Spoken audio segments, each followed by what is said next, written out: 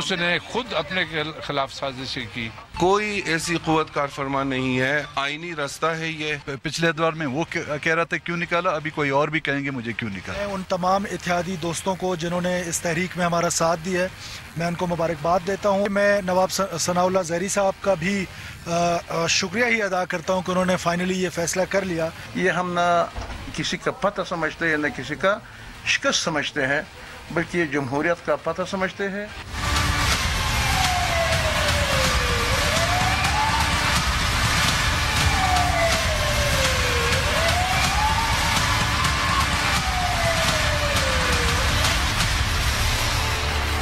السلام علیکم. Programme news آئی کے ساتھ میں ہوں اسد رحیم خان.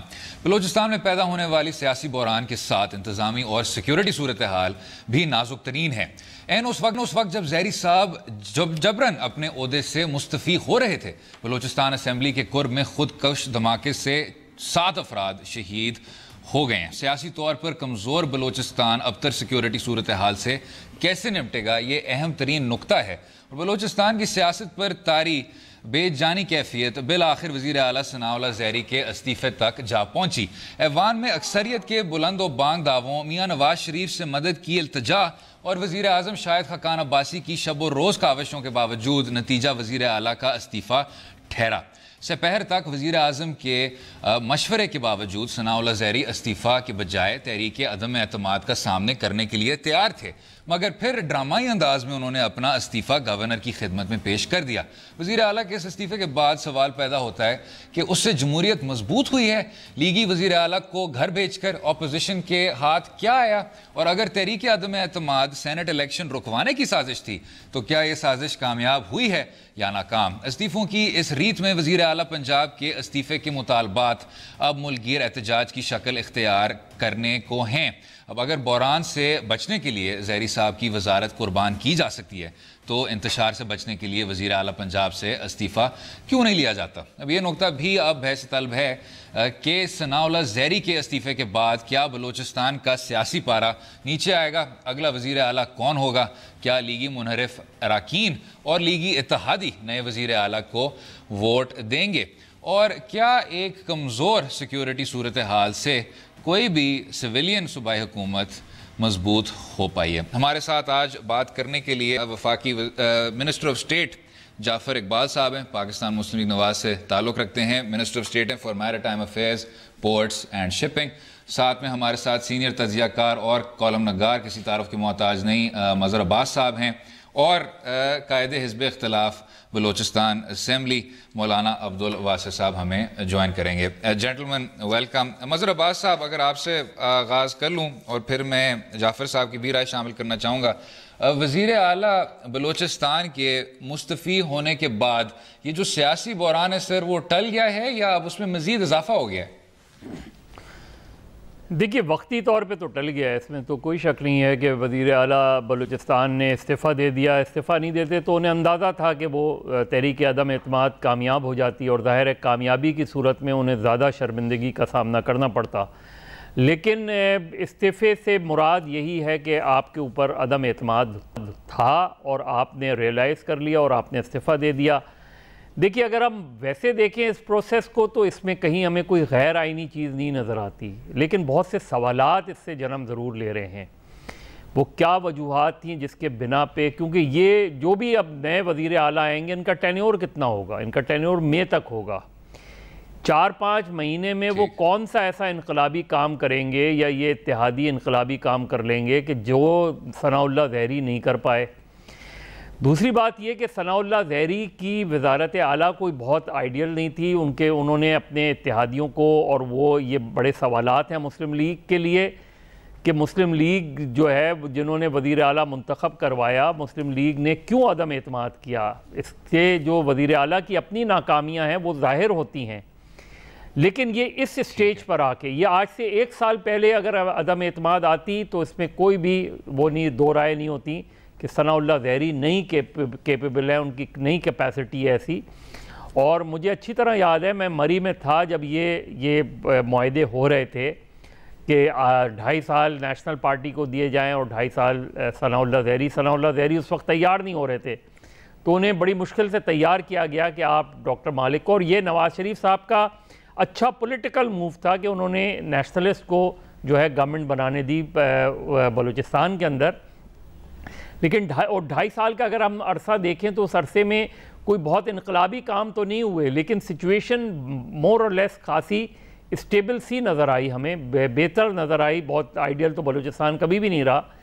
اور اس کے بعد جو ثناء اللہ زہری کا پیریڈ رہا، اسی پہ مظہر صاحب اگر میں جعفر صاحب سے پوچھ لوں، سر جس طرح مظہر صاحب نے فرمایا کہ بلوچستان کا صورتحال کبھی آئیڈیل نہیں رہا، بے شک وہ ہزارہ کمیونٹی کے خلاف جو اٹیکس ہوئے، بے شک جو ابھی وکلا پہ اتنا بڑا سانحہ اثر جو کوئٹہ ہسپتال بامبنگ ہوئی اس پہ پوری جوڈیشل انکوائری بٹھائی گئی، اور آج جو انتہائی افسوسناک واقعات دیکھنے کو ملا، سیاسی بحران ہوتے رہتے ہیں جعفر صاحب. جو ایک سیکیورٹی کا صورتحال ہے جس سے عبد المالک بلوچ صاحب کی انتظامیہ کے بارے میں کہا جاتا تھا کہ کوشش کی جاتی تھی کہ کسی نہ کسی طرح سے مسئلے کے تہہ تک پہنچ پائیں، لیکن ثناء اللہ زہری صاحب کے دور میں صرف اور صرف ناکامی دیکھی گئی ہے. تو کیا اس سے پہلے کہ ہم نو کانفیڈنس کی بات کریں، یہ کہا جا سکتا ہے کہ ان کے دور میں صرف اور صرف سیکیورٹی فیلئر تھا؟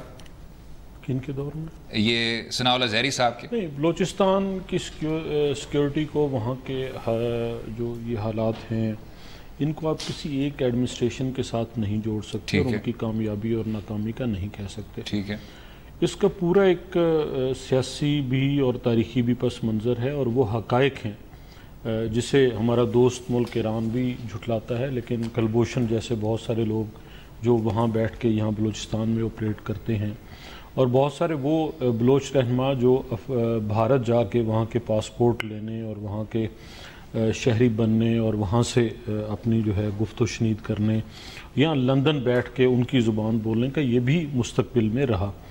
اور میں مظہر عباس صاحب کی اس بات سے اتفاق کروں گا، اور یہ میرے نزدیک بھی جو 3 کام میاں محمد نواز شریف نے اپنے لیے، میرے قائد محترم نے اس وقت 2013 کے مینڈیٹ کے بعد سوچے تھے، اس میں ایک یہ تھا کہ ملک کے اندر سیاسی استحکام ہو، اور اس سیاسی استحکام کا یہ حصہ تھا کہ وہ لوگ جنہیں بالعموم بہت سارے لوگ نیشنلسٹ طرح احترام سے کہتے ہیں اور کبھی کبھی انہیں وفاق مخالف بھی گنتے ہیں، یا اینٹی سٹیٹ بھی دبل افسوں میں کہتے ہیں، یا ان کے ساتھ ایسا رویہ اور سلوک رکھا جاتا ہے، ان کو آپ ساتھ ملائیں، ان کی پاور کو آپ جو ہے تسلیم کریں، اور انہیں کہیں کہ جی آئیے آپ اپنے صوبے کے، اپنے علاقے کے مسائل خود حل کریں.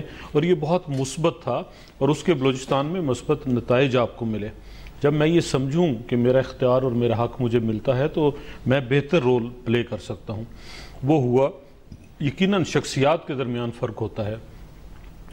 ایک ڈاکٹر مالک کے جو 2.5 سال تھے اور ابھی ثناء اللہ صاحب کے، آپ ان میں فرق کرنا چاہیں، بہت ساری چیزوں میں فرق ہوگا، لیکن یہ ایک پولیٹیکل ارینجمنٹ تھا کہ مسلم لیگ نون اور نیشنلسٹ پارٹی اس طرح سے ہم لے کر چلیں گے. ٹھیک ہے.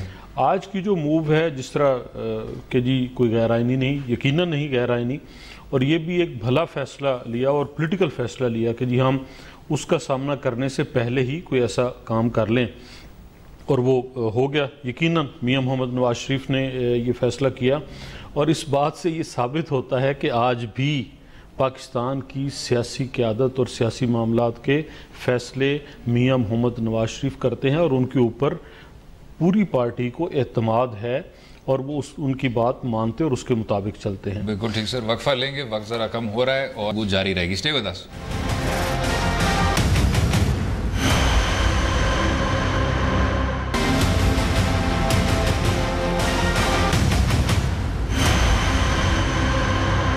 ویلکم بیک ٹو نیوز ہے، جہاں گفتگو جاری ہے. جعفر صاحب، آپ نے بہت اچھا کہا کہ جو کچھ آپ کے نیشنلسٹ بھی ہیں ان کے بارے میں دبے ہوئے الفاظ کے ذریعے کہا جاتا ہے کہ جی یہ وفاق کے خلاف ہیں، لیکن سر آپ کے مطابق کیا تفریق نہیں کرنی چاہیے ان نیشنلسٹ میں جن کے دل کا درد سمجھنا چاہیے، اور ان علیحدگی پسندوں میں جو سیٹلرز پہ یا جو بسوں پہ یا جو دہشت گرد حملوں میں ملوث ہوتے ہیں؟ پیچیدہ معاملہ ہے. جتنے لوگ بھی پاکستان کی زمین پہ بستے ہیں اور پاکستان کے باسی ہیں، ان کے ساتھ انٹریکٹ کرنے میں، ان کے ساتھ بیٹھنے میں اور ان کے ان محرومیوں کو دور کرنے میں کوئی مذائقہ نہیں، بغیر کسی شک کے. اور یہ اس کا پولیٹیکل ہی حل نکلتا ہے، اور آپ پوری پولیٹیکل ہسٹری پڑھیں، بے شمار ممالک کی، بے شمار تحریکوں کی، وہ کسی بھی محرومی کی وجہ سے جنم لیتی ہیں اور پھر اس کا آگے حل نکلتا ہے. اور پولیٹیکل سائنس ہے یہ کہ آپ تدبر اور فہم و فراست کے ساتھ ان معاملات کو انٹریکٹ کریں، بجائے کہ آپ فورس کے ساتھ کسی کو دبائیں اور پل کریں. اور اس کا ایک بہترین حصہ یہ ہے کہ آپ پاور شیئرنگ میں انہیں لے کے آئیں، اپنے ساتھ بٹھائیں اور فیصلہ سازی میں انہیں لے کے آئیں اور وہ اونرشپ لیں. اور ایسا ہوا، اور اس کے بعد آپ نے بلوچستان میں ایک واضح فرق دیکھا. ایک چھوٹا سا نقطہ، یہ جتنی موو تھی آج ڈیزالو ہوئی، لیکن آئندہ یہ ہوگا کہ جو بننے والا وزیر اعلیٰ ہے، اگر ہم یہ کر پاتے ہیں کہ اپنے اتحادیوں کو ملا کے بنا لیں، اور اگر نہیں کر پاتے تو پھر کیا وہ وزیر اعلیٰ اس بات کے لیے استعمال ہوگا جو آج چہمگوئیاں ہو رہی ہیں کہ سینٹ کے انتخابات کو روکنے کا اور اس سیاسی سسٹم کی بساط لپیٹنے کا، اور کبھی ٹیکنوکریٹ حکومت اور قومی حکومت کیا اس طرف بات جائے گی؟ تو تب آج پھر یہ کام کرنے والے پولیٹیکل ورکر نہیں، پھر وہ واقعتاً استعمال ہو رہے ہیں، اور کس کے کہنے پہ ہو رہے ہیں یہ پھر وقت آپ کو بتائے گا. بالکل ٹھیک ہے. مظہر صاحب، جس طرح آپ نے سنا جعفر صاحب کی بات، آپ کو کتنا یہ نظر آتا ہے صرف پروبیبلٹی کہ یہ صرف اور صرف کیا جا رہا ہے کہ کسی نہ کسی طرح سے جمہوری نظام کو ڈسٹیبلائز کیا جائے اور سینٹ انتخابات کو پوسٹ پون کیا جائے؟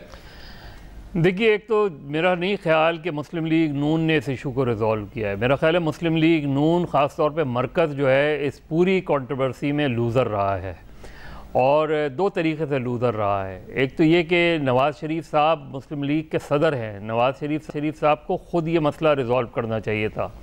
وزیر اعظم کو بھیج کے انہوں نے کیا کیا؟ وزیر اعظم وہاں گئے، ان سے مسلم لیگ نون کے منحرفین ملے ہی نہیں. اس کے بعد مسلم لیگ نون یہ کیسے کلیم کر سکتی ہے کہ انہوں نے اس مسئلے کو ریزالو کیا؟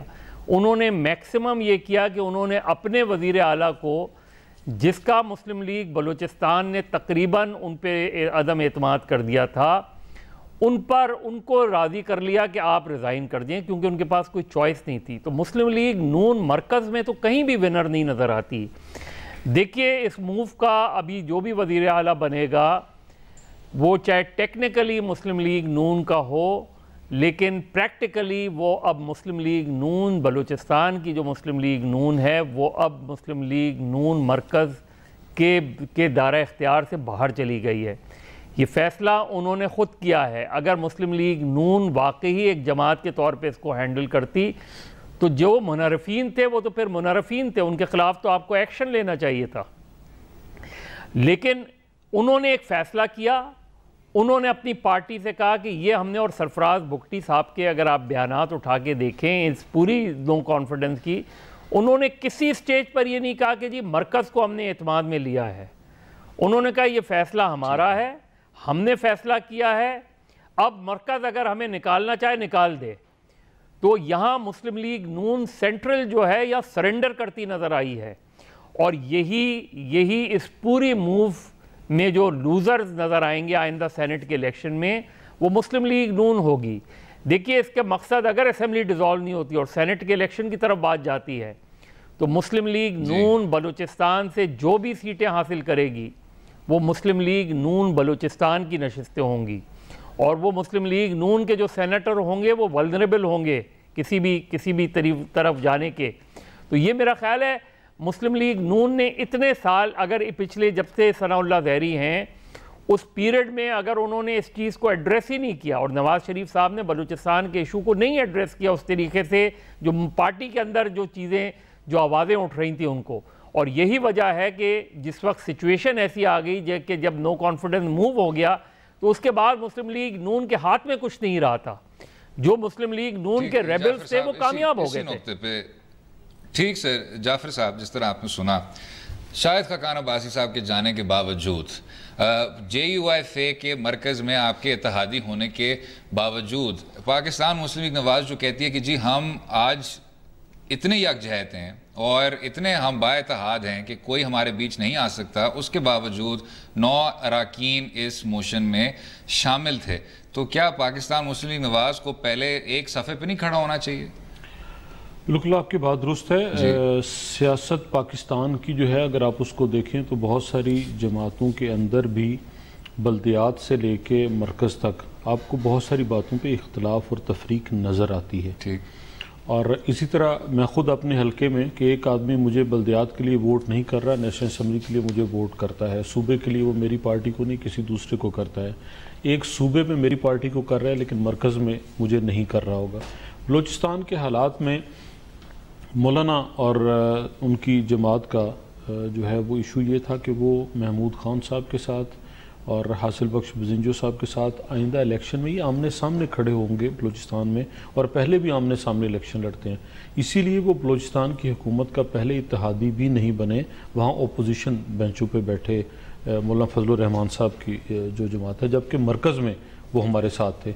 इसी तरह नेशनलिस्ट पार्टी का देखें तो उनका क्या था कि हासिल बख्श बजिंजो साहब भी हमारे साथ हुकूमत में हैं मरकज़ में, और महमूद खान अचकज़ई साहब वो सूबे में हमारे साथ हैं, गवर्नर उनके हैं। तो सर ये अराकीन नो हर बात पे वो हमें वोट देते हैं, तो वहाँ की अपनी डायनेमिक्स हैं बलूचिस्तान की सियासत की। ठीक हो गया।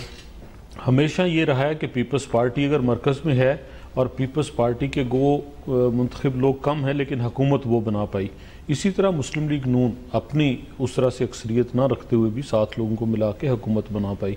अब वो अलहदा हुए, बिल्कुल अलहदा हुए, उन्होंने पार्टी से पार्टी कमज़ोर हुई ये नहीं कहा जा सकता, लेकिन पार्टी से ज़्यादा नुकसान पूरी सियासत को एज ए होल है। जिस तरह 272 नशिस्तों की डीलिमिटेशन उसके ऊपर कौमी असम्बली ने पास कर लिया, सेनेट में गए क्योंकि कौमी असम्बली में सारी जमातें हमारे साथ थी, लेकिन सेनेट में महीना डेढ़ फालतू लग गया उन्हीं जमातों को मनाते हुए जिन्होंने हमें कौमी असम्बली में वोट दिया था। क्या वजह थी, क्यों डिले हुआ, कैसे आगे चला, ये सारी वो बातें हैं जो पसे पर्दा हैं, सामने नहीं आती, लेकिन देखने वाले और सुनने वाले समझते रहते हैं। आज बलूचिस्तान में बिल्कुल ये बात हमें कमज़ोरी देखने में आई। शाहिद खाकान साहब गए, उनकी बात नहीं मानी। हमने जो अचीव किया आज वो ये किया कि बजाय उसको फेस करने के एक लेसर हम उसकी तरफ गए कि आज हम रिज़ाइन कर दें, और इस रिज़ाइन के बाद फिर कोशिश होगी कि हम वहाँ पे ऐसी कोशिश कर सकें कि हम अपना वज़ीर आला बना सकें। लेकिन ये क्या कोई रेड बटन मेजर तो नहीं था जाफर साहब, क्योंकि एक तरह का ये तासुब भी है कि क्योंकि वफाकी हुकूमत बलूचिस्तान के मामलात को काबिल तवज्जो नहीं समझती, तो आज जब एक ऐसे आप नाजुक मोड़ पर खड़े हैं और आपको ये इस्तीफा लेना पड़ा। मियाँ मोहम्मद नवाज शरीफ जब तक वज़ीर आज़म रहे जी, कोयटा, गवादर और बलूचिस्तान के बहुत सारे मनसूबों पे आपने रैपिडली उन्हें जाते देखा, विज़िट करते देखा, और जब भी कोई बड़ा वाक़या सामने हुआ तब भी वो बिल्कुल एट द स्पॉट थे, मौजूद रहे। इसी तरह शाहिद खाकान अब्बासी साहब भी मियाँ मोहम्मद नवाज शरीफ की उसी पॉलिसी को कैरी करते हुए कोयटा, गवादर, बाकी जगहों पे भी सारे मामलात को पेश नज़र रखा, विज़िट करते रहे, तवज्जो दी, और वहाँ के जो मंसूबे हैं उनको भी तवज्जो दी। और ऐसा नहीं है कि हम उसे कम तवज्जो देते हैं, लेकिन वहाँ की जो लोकल सियासत है यकीनन वो वफाक से अलग है, मुख्तलिफ है, और शायद उसको हैंडल करना भी बड़ा टिपिकल है, जिसे बहरहाल फिल वक्त हम नहीं कर सके। ठीक सर, वक्फा लेंगे, रहिएगा हमारे साथ।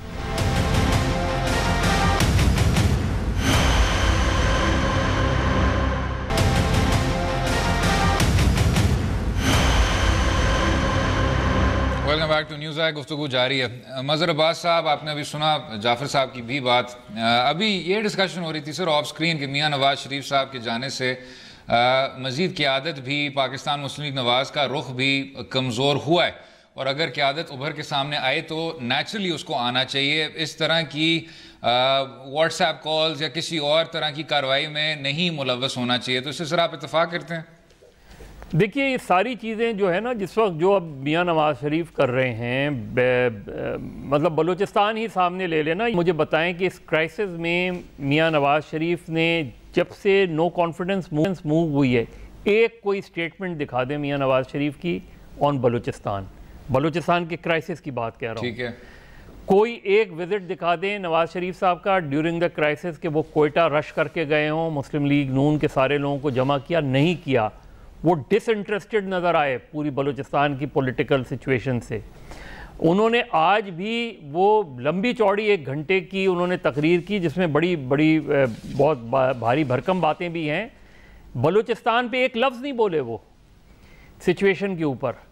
मुझे ये नज़र आता है जैसे वो बलूचिस्तान میں پولیٹیکلی ڈس انٹرسٹڈ نظر آئے اس پورے کرائسس میں کہ جی مسلم ثناء اللہ زہری بچیں یا نہ بچیں، مسلم لیگ نون کا vote of no confidence carry ہو یا نہیں ہو کیری. یہ پوری وہ مسلم لیگ نون کے صدر ہیں. مسلم لیگ نون کرائسس میں تھی بلوچستان میں. ثناء اللہ زہری ان کے نومنی ہیں، ان کے خلاف عدم اعتماد لانے والے ان کے لوگ ہیں. وہاں نواز شریف صاحب کسی سٹیج پہ فرض کریں اگر اس کے پیچھے کوئی اور ہاتھ بھی ہے جو ہماری پاکستان کی سیاست اگر میں جعفر صاحب کو پٹ کر دوں. جعفر صاحب، جس طرح آپ نے سنا میاں نواز شریف صاحب کا اس معاملے کو نہ ترجیح دینے کا، اور جو رانا کہہ رہا ہوں جو ثناء اللہ زہری صاحب کی ابھی کارکردگی رہی ہے، اگر اس کو آپ سامنے رکھیں اور سیاسی ہلچل کو اگر ایک طرف ہم پارک کر دیں، تو کیا یہ پھر بھی کہا جا سکتا ہے کہ نو کانفیڈنس موشن پھر بھی درست ہے اور پھر بھی جسٹیفائیڈ ہے اگر آپ صرف اور صرف وزیر اعلیٰ کی پرفارمنس دیکھیں اور سابق وزیر اعظم کی ترجیح دیکھیں؟ جہاں تک سابق وزیر اعظم کی ترجیح کی بات ہے تو بالکل ہی is in touch from the day one. تو سر وہ جو انہوں نے بیان کی بات کی تھی، سٹیٹمنٹس کی، دیکھیں جب آپ اپنے گھر کی باتیں ہوتی ہیں، جو پارٹی کے اندر کی پولیٹکس ہے، اس کے اوپر اگر آپ ہر بات پہ بیان دینا شروع کر دیں، احسن اقبال صاحب، خواجہ سعد رفیق صاحب، حاصل بخش پزنجو صاحب، جنرل قادر صاحب، محمود خان اچکزئی، خرم دستگیر صاحب، and finally the prime minister of Pakistan went to Balochistan, اور انہوں نے ان سب سے بات کرنے کی، ملنے کی، اکٹھا کرنے کی ساری کوششیں کی، لیکن دے ور ناٹ ریڈی. اور جہاں تک یہ ہے کہ میاں نواز شریف صاحب کو کوئی انٹرسٹ نہیں، میاں نواز شریف صاحب کو کیوں انٹرسٹ نہیں؟ میاں نواز شریف صاحب تو گوادر سے لے کے چترال تک سارے ان منصوبوں کو، ان چیزوں کو، اور سیاسی استحکام ملک کا سب سے بڑی ترجیح ہے ان کی. جب ہم بات کرتے ہیں ثناء اللہ زہری صاحب کی، تو یہ شاید معاملہ جو ہے وہ میاں نواز شریف صاحب سے تعلق نہیں رکھتا، وہ مرکزی قیادت سے ہی ناراض ہے نا. جی کون؟ جو یہ تمام اراکین. نہیں قطعاً نہیں، مرکزی قیادت سے کب ناراض ہے؟ نہیں ناراض ہے، نہیں بالکل بھی نہیں. نہیں، جو ایشوز انہوں نے اٹھائے ہیں وہ لوکل ہیں، اور یہ ایشوز آج نہیں، یہ ایشوز 2.5 سال پہلے بھی تھے. لیکن زہری صاحب اس قیادت کے نومنی ہے نا. جہاں پر آپ کی کولیشن گورنمنٹ ہوگی، جہاں آپ نے دوسروں کو ساتھ لے کے چلنا ہے، بہت سارے کمپرومائزز ہوں گے، اور کہیں ایسا نہیں پورے اقوام عالم میں کہ کسی ایک شخص کی ساری خواہشات پوری ہوتی ہوں، اس کو سارے منصب اور عہدے ملتے ہوں، سارے اختیارات اس کے اسی طرح جاتے ہوں. یہ ایک ٹیم ورک ہے، ایک کام کوئی کرتا ہے دوسرا کوئی کرتا ہے. یہ سارے صاحبان وزیر رہے، با اختیار رہے، اپنے ڈیولپمنٹ کے فنڈز، اپنے کام، اپنے تمام چیزیں، پاور شیئرنگ فل اپنے محکمے میں با اختیار تھے.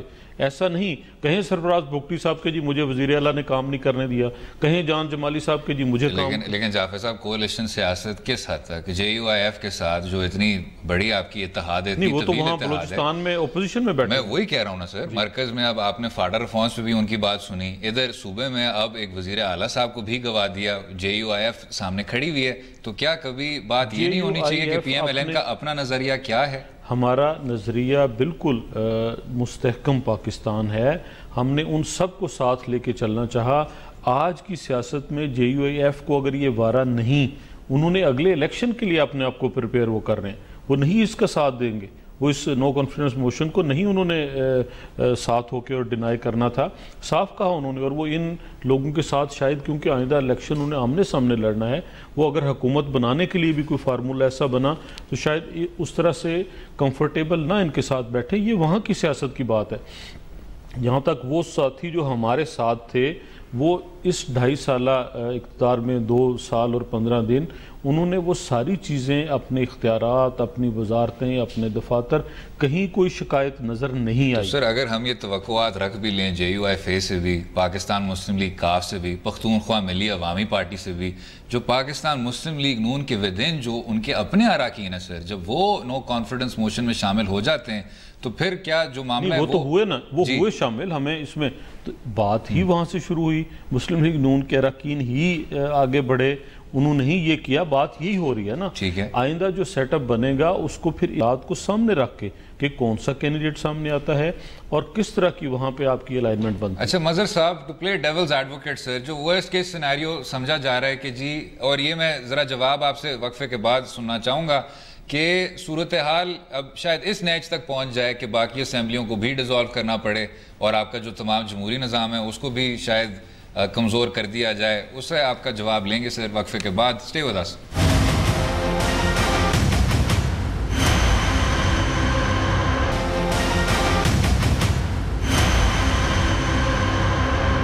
ویلکم بیک ٹو نیوز آج، جہاں گفتگو جاری ہے. ہمیں جوائن کر رہے ہیں بلوچستان اسمبلی کے قائد حزب اختلاف مولانا عبدالواسی صاحب. جناب ویلکم. سر دو مختصر سوال سر. پہلا یہ کہ آپ کی جو عدم اعتماد کی تحریک تھی وہ کامیاب ہو گئی، اب اگلے وزیر اعلیٰ کے چناؤ میں کیا کردار ادا کریں گے اور کیا اگلا وزیر اعلیٰ پاکستان مسلم لیگ نواز سے ہو سکتا ہے؟ اور دوسرا سوال یہ ہے سر کہ وہ کیا وجوہات تھے جس سے یہ عدم اعتماد کی تحریک چلائی گئی؟ سے تعلق رکھنے والے ارکان اسمبلی ہے، جمعیت علماء اسلام سے تعلق رکھنے والے ہیں اور عوامی نشن پارٹی والے سے، یہ مختلف سیاسی جماعتوں کے ارکان یہ سارے عمل میں شریک رہا اور سارے پروسیس میں شریک رہا. لہٰذا کل یا پرسوں یہ 2 دن میں انشاءاللہ ہم بیٹھ کے اگلے وزیراعلیٰ کے چناؤ کا معاملہ بھی طے کر لیتے اتفاق رائے سے، اور بی پی مینگل بھی اس میں شامل ہے، بی پی عوام بھی اس میں شامل ہے. تو ان تمام جماعتوں کے مشاورت سے ہم آئندہ وزیر اعلیٰ کو نامزد کر لیتے ہیں اور آئندہ سٹپ کا ہم مشاورت سے طے کر لیتے اور کوشش کرتے ہیں کہ ایک اچھا حکمرانی اور ایک اچھا حکومت بلوچستان کے عوام کو دے دے. اگرچہ وقت کم ہے، 5-6 مہینے اسمبلی کی باقی ہے، اپنی مدت باقی ہے، لیکن پھر بھی اس حکومت سے کئی گنا بہتر ہوں گے، لیکن اللہ کرے کہ اچھا بہتر حکومت آ جائے. تو عبدالواسی صاحب یہ جو ایک تعصب ہے کہ یہ شاید کسی اور کی زبان بولی جا رہی ہے کہ ڈی سٹیبلائزیشن ہو رہی ہے، کہ اس کے پیچھے اور طرح کے مقاصد ہیں اور ثناء اللہ زہری صاحب کی کارکردگی ان مقاصد میں سے نہیں ہے، کیا یہ سچ ہے؟ میرا خیال یہ جو کہتے ہیں کہ مقاصد ہے، اگر کوئی جمہوریت پہ شک کرتے کہ اگر کل ہمیں کوئی کہا جائے کہ 2018 کے الیکشن میں حصہ نہ لیا جائے کیونکہ اس الیکشن کے مقاصد کو اور ہے، پھر ہم اس جمہوری پروسیس کو چھوڑ دیتے، پھر اس جمہوری طریقے کو ہم چھوڑ دیتے ہیں. میرا خیال یہ الزامات یا یہ افواہیں، یہ مفروضوں پہ اگر ہم جاتے ہیں تو پھر ہم سر سے سیاست کر نہیں سکتے، ہم جمہوریت کو چلا نہیں سکتے. تو عبدالواسی صاحب اسی سیاسی صورتحال کو سامنے رکھتے ہوئے، کیونکہ اب تمام جو اسمبلی ہے لگتا ہے اس میں ہی شامل ہو چکی ہے ان سیاسی سرگرمیوں میں، تو جو ابھی آج اتنا افسوسناک واقعہ دیکھنے کو ملا، کیا اتنی کمزور سیکیورٹی صورتحال سے کوئی بھی اسمبلی مزید مضبوط ہو پائی ہے؟ وہ اس کو ترجیح نہیں دینا چاہیے جو سچویشن ہے سر؟ میرا خیال اس سے پہلے کون سا امن قائم ہوا ہے، اس سے پہلے کون سا ہمارے اوپر جلد کی کیفیت تھے، تو نہ امن تھے، نہ سکون تھے، نہ ڈیولپمنٹ تھے، نہ عوام کو پینے کے پانی مل رہے تھے. گوادر کی حالت آپ دیکھا جائے کہ ایک بین الاقوامی شہر بننے والے ہیں، ایک بین الاقوامی پورٹ وہاں بننے والے ہیں، لیکن میں سمجھتا ہوں کہ اگر پاکستان میں صرف ایک جو کہ بہت بڑا منصوبہ ہے کہ پورے دنیا کی نظری اس پہ ہے، وہ بھی گوادر ہی کی وجہ سے ممکن ہو سکا. لیکن گوادر کے لوگ پانی کی ایک بوند کے لیے ترس رہے ہیں اور وہ وہاں پانی بلوں کے حساب سے خرید رہے ہیں، لیکن اس حکومت نااہل حکومت کی وجہ سے وہاں لوگوں کو پانی نہیں دے سکتے، لیکن اربوں روپے سالانہ لفٹ ہوتے جا رہا.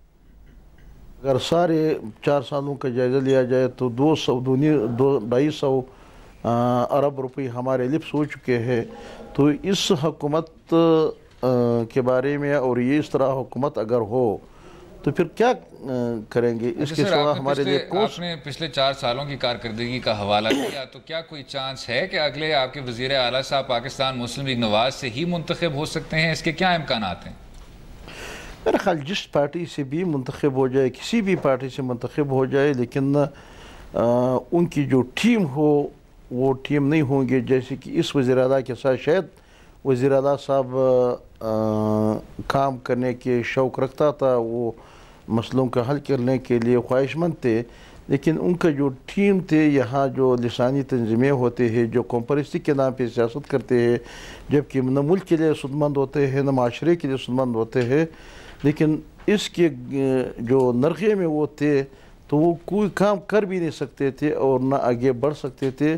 لہٰذا اگر کوئی بھی وزیر اعلیٰ آ جائے یا ابھی ہو یا 2018 کے بعد ہو تو کم از کم قومی سوچ رکھنے والے وزیر اعلیٰ اور اس طرح جماعت سے کوئی وزیر اعلیٰ بن جائے اور ان کے ساتھ ٹیم بھی وہی ٹیم ہو، کابینہ کے ارکان بھی وہی ہو جو کہ قومی سوچ رکھنے والے ہو، جو کہ پورا پاکستان کی سوچ رکھنے والے ہو، پاکستان کے سرحدات کے ماننے والے ہو، پاکستان کے اندر نفرت نہیں پھیلانے والا ہو، تو اس قسم کی حکومت میں سمجھتا ہوں کہ بلوچستان کے مسائل حل کر سکتے ہیں، جیسے کہ ہم مختصراً عبدالباسط صاحب، کیونکہ پھر میں جعفر صاحب اور مظہر صاحب کی بھی رائے شامل کرنا چاہوں گا.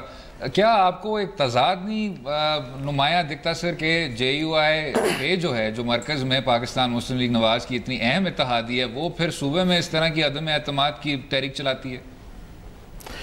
میرا خیال یہ تضادات، اگر آپ اس کو تضاد کہتے ہیں تو 4 سال آپ لوگوں نے میاں نواز شریف صاحب سے یا مسلم لیگ نون سے کیوں نہیں پوچھا کہ جب مولانا فضل الرحمان آپ کے ساتھ حکومت میں ہے اور بلکہ آپ کی حکومت بچا رہے ہیں اور آپ کی حکومت اور جمہوریت اگر آج باقی ہے تو مولانا فضل الرحمان کی مرہون منت ہے، لیکن ہم یہاں اپوزیشن میں بیٹھے ہوئے تھے اور ان کو پرسوں کے سارے انتقامی کارروائیاں برداشت کرتے تھے، بلوچستان کے عوام کے لیے آواز اٹھا رہے تھے، بلوچستان کے عوام پہ جو گزر رہا تھا تو سر اس کو ہی سر اگر سامنے رکھتے ہوئے کیا گنجائش نہیں تھی کہ وفاق میں پھر JUI الگ ہی ہو جاتی تاکہ پھر دودھ کا دودھ پانی کا پانی ہو جاتا؟